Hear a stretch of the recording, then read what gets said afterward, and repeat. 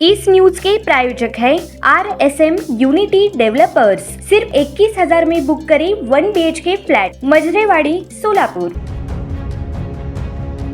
सोलापूर शहरातील मुताऱ्या व bus stop रातोरात गायब होण्याचे प्रमाण दिवसेंदिवस वाढत असून नागरिकांमध्ये नाराजी पसरली आहे। याच पार्श्वभूमीवर वर्दळीच्या पार्क चौक परिसरातील सुस्थितीत असलेला बस स्टॉप महापालिकेने व्यापाऱ्याच्या सोयीसाठी हटवल्याचा आरोप करत आज शिवसेनेतर्फे त्या बस स्टॉपला श्रद्धांजली आंदोलन करण्यात आले। सदर बस स्टॉपचा वापर अनेक नागरिक, विद्यार्थी तसेच कामगार ऊन पावसापासून संरक्षणासाठी करत होते। मात्र हा बस स्टॉप अचानक हटवल्याने परिसरातील नागरिकांना मोठी गैरसोय निर्माण होणार असल्याचे शिवसेनेने सांगितले। यावेळी शहर प्रमुख महेश धाराशिवकर म्हणाले की महापालिकेला जर बस स्टॉप हटवण्याची एवढी घाई असेल तर त्या स्टॉपचा वापर करणाऱ्या नागरिकांना बसण्याची सुविधा त्या व्यापाऱ्याच्या शोरूममध्ये उपलब्ध करून द्यावी। या आंदोलनात मनसे आणि शिवसेनेचे विविध पदाधिकारी मोठ्या संख्येने उपस्थित होते।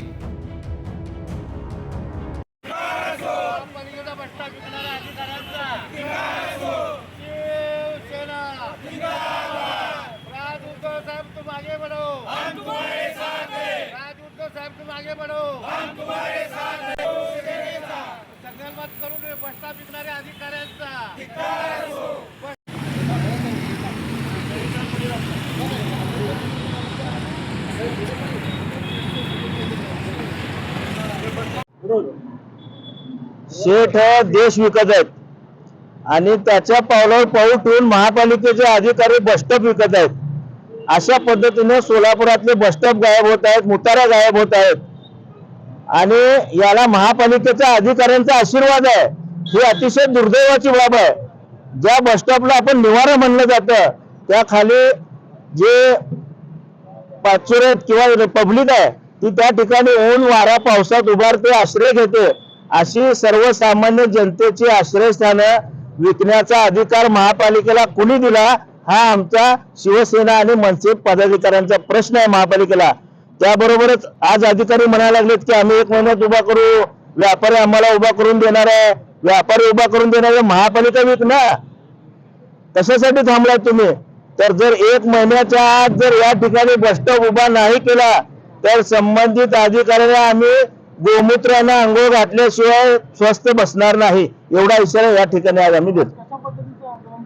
आज या ठिकाणी एक होता बसस्टॉप जो वाटसरूंची सेवा करत होता, त्याचं त्यांनी उच्चाटन केलं आणि या ठिकाणी आणि त्यामुळे या ठिकाणी श्रद्धांजली वाहिली नाही। एक होता बसस्टॉप आणि आम्ही शिवसेनेने श्रद्धांजली वाहिली। आम्हाला महापालिकेच्या अधिकाऱ्याला देखील श्रद्धांजली वाहण्याची वेळ येईल। मात्र बसस्टॉप बंद पडायचं कारण बसेस नाहीत ना, सिटी बस 10-15 जरी असल्या तरी त्याचा सर्वसामान्य जनतेला उपयोग होतो। परत यांनी केंद्र सरकारकडे हात पसरलाय 100 बस पाहिजेत म्हणून। त्या 100 बसेसपैकी 40 मंजूर झाल्यात असं ऐकतो आम्ही। त्या 40 बसेस सुरू झाल्यावर जे प्रवासी आहेत त्यांनी कुठे उभं राहायचं, कुठे थांबायचं, ऊन वाऱ्यात त्यांनी कुठे थांबायचं, काय शोरूम मध्ये हात जाऊन बसायचं, हा सर्वसामान्य जनतेला प्रश्न पडलेला आहे।